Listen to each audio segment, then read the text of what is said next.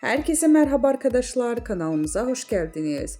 Afra Saraçoğlu'dan set pozu. Son olarak Yalı Çapkını dizisinde Seyran karakterine hayat veren Afra Saraçoğlu yeni paylaşımıyla gündeme geldi. Yalı Çapkını dizisinde 3 sezon boyunca Seyran karakterine hayat veren Afra Saraçoğlu oyunculuk performansıyla yanı sıra sosyal medya paylaşımlarıyla da adından söz ettiriyor.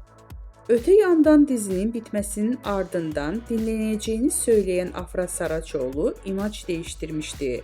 Koyu renkli saçlarını sarıya boyatan ünlü oyuncu son halini takipçilerinin beğenisine sundu.